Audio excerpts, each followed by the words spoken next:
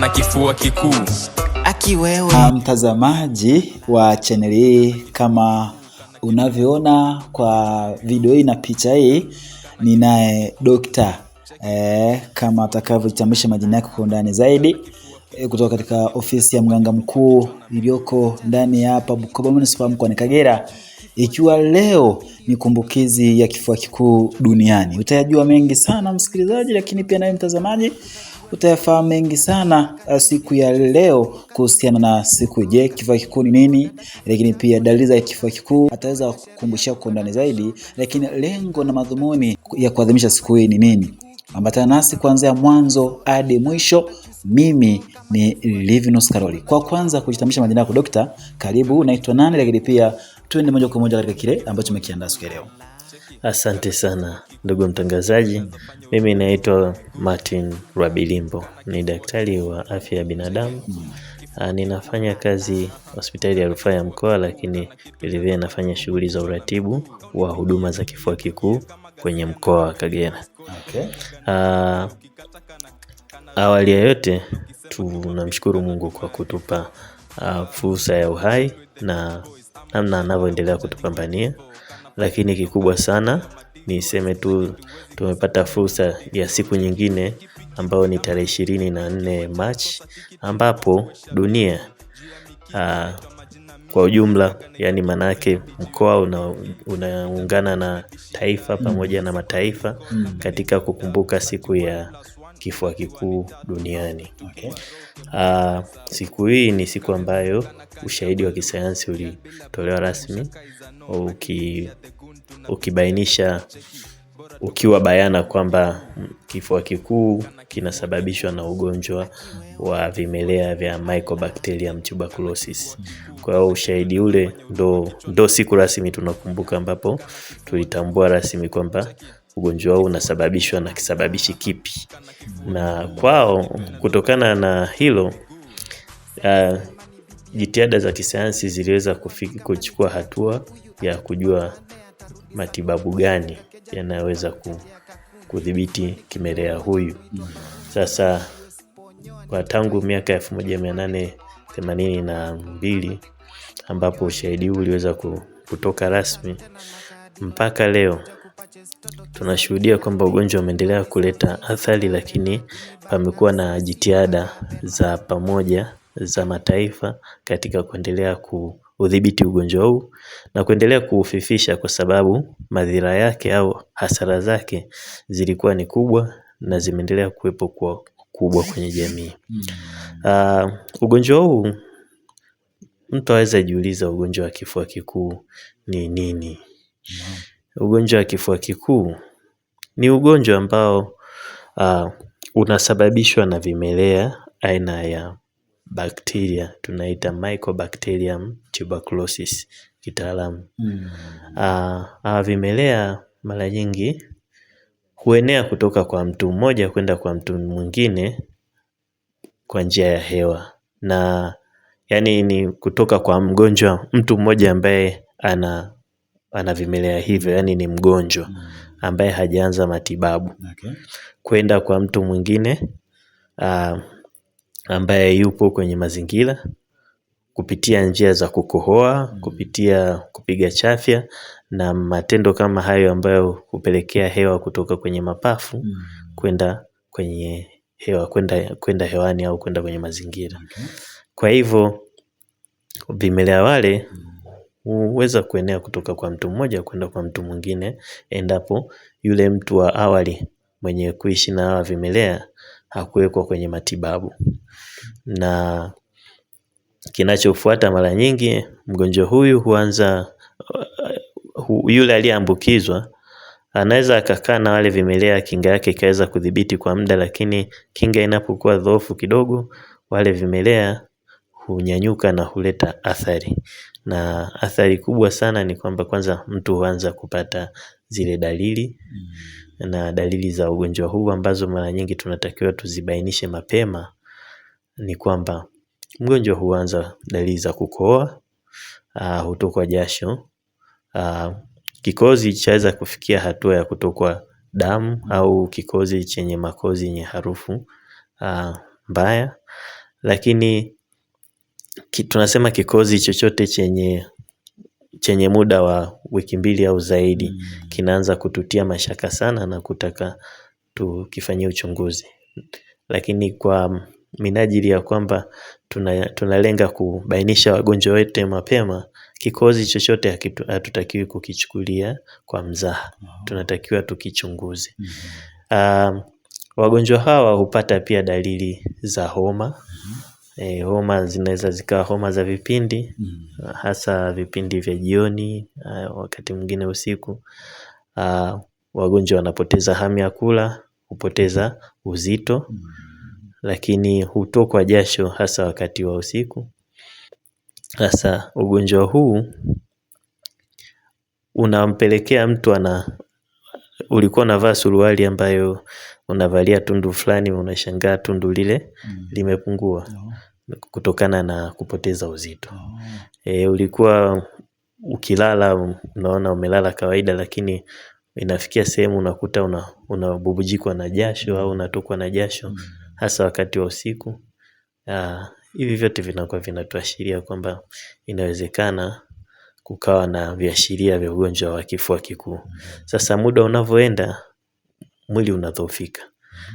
Mgonjwa huyu awali alikuwa anaweza akafanya baadhi ya shughuli zake, lakini itafikia sehemu atashindwa kufanya shughuli, atakuwa ni mgonjwa wa kulala, na wakati mwingine anaweza akakutwa na umauti kutokana na ugonjwa huu, kwa sababu ugonjwa huu huharibu sana mapafu, na mapafu ndio yanatusaidia tuweze kuendelea kupata uhai wetu, kwa sababu tunavuta ile pumzi. Lakini sasa endapo mgonjwa huyu pia hakutibiwa, wale vimelea wanaweza wakasambaa kwenye mwili, wakaenda sehemu yoyote ya mwili, wakaleta athari. Wanaweza wakaenda kwenye ubongo, wanaweza wakaenda kwenye maungio, wanaweza wakaenda kwenye uti wa mgongo, wakaenda sehemu mbalimbali. Hawana mpaka, hata kwenye matumbo huko. Kwa hiyo ugonjwa wa kifua kikuu ndivyo unavyokuwa unaleta athari. Na mwingine tunaweza tukakufanyia matibabu, lakini kwa kukawia ukakuta mgonjwa amepona, lakini amebakia na masalia ya ulemavu, kama ni wa akili. Kama mtu kifua kikuu kilifika kwenye ubongo, unaweza ukawa kidogo una kaupungufu sehemu fulani. Lakini sasa hatupendi hiyo hatua ifike, kwa sababu dalili za kifua kikuu zinajulikana na matibabu yapo. Ushahidi wa kisayansi ushatuonyesha, lakini na vipimo vimeendelea kuboreshwa muda hadi muda. Kwa hiyo tuna vipimo ambavyo vina uwezo wa kupima vinasaba vya mdudu huyu, na kupitia vipimo hivyo vitatuonyesha huyu kimelea ni aina gani, ni kimelea wa ugonjwa wa kifua kikuu cha kawaida au anatuletea usugu. Na kimelea huyu tukishabainisha mgonjwa ana tatizo hili, anawekwa kwenye matibabu. Ni mara nyingi ni kipindi cha miezi 6. Anatibiwa, anapona kabisa. Ndugu mtangazaji, ni kuhakikishie tu kwamba kwa mujibu wa takwimu zetu, zaidi ya 90% ya wagonjwa wanaobainika wanatibiwa na kupona kabisa. Kwa takwimu za kwetu mkoa wa Kagera ni zaidi ya 95%. Kwa hiyo asilimia zile 5 ni wagonjwa wachache ambao kwa kukawia kuanza matibabu labda hukutwa na mauti. Lakini kwa kukawia pia wengine ufuasi hafifu wa matibabu, anaweza akawa mtoro wa matibabu au asizingatie matibabu, wale au akakatisha matibabu, ndo hao asilimia chache zinazobakia. Lakini kuna wengine kwa kulingana na miili inavyokuwa inaitikia matibabu yale, kuna mtu mmoja sana ambao wanaweza wakawa na kipindi kirefu cha matibabu kulinganisha na wagonjwa wengine. Kwa hiyo wale ndio tunaosema kwamba sasa kwenye ndani ya ile miezi 6 hawakupata matokeo ambayo tunakuwa tumeyalenga. Lakini zaidi ya 95%, maana yake ukiwa na wagonjwa 100, zaidi ya wagonjwa 95 watakuwa wamepona kabisa. Now, mpenzi mtazamaji, nadhani bila shaka unaendelea kusikia kuyapata kutoka kwa Dr. Martin kutoka katika ofisi ya mganga mkuu ndani ya hapa Manispaa ya Bukoba mkoani Kagera. Lakini pia tutamani kufahamu kwa ufupi kidogo, endapo mtu ameona dalili ugonjwa umejitokeza kwake, hatua ya kwanza ya kufanya nini kifanyike ili kusudi aweze kudhibiti mara moja? Asante sana ndugu mtangazaji. Endapo mtu amebainisha kwamba ana viashiria vya ugonjwa wa kifua kikuu, jambo la msingi la kwanza ni kufika kituoni.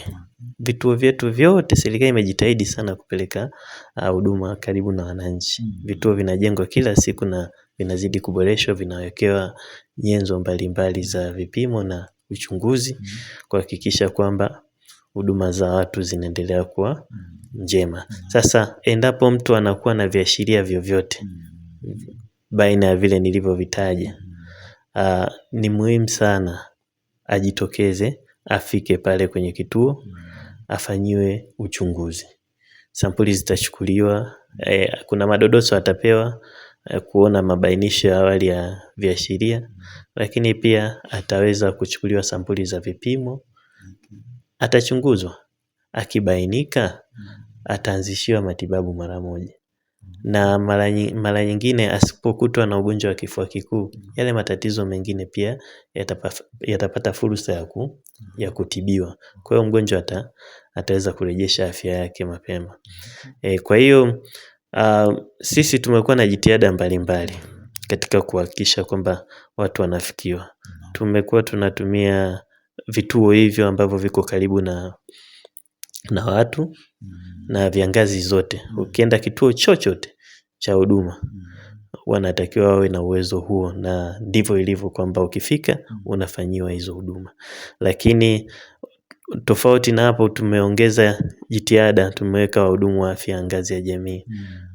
Wanakutembeleeni nyumba kwa nyumba, wanafika maeneo yenye kambi za wavuvi, kambi za wakulima, kambi za wafugaji. Huko tunatembea sehemu mbalimbali kupitia wahudumu kwenye mitaa, yani mtaa kwa mtaa. Tunahakikisha kwamba endapo kuna mtu mwenye viashiria anapewa elimu, lakini sio kuishia kumpatia elimu tu, anapata fursa ya kuambiwa bwana, tukachunguzwe. Kwa hiyo unachunguzwa, unaweza ukabainika na ukaanzishiwa matibabu.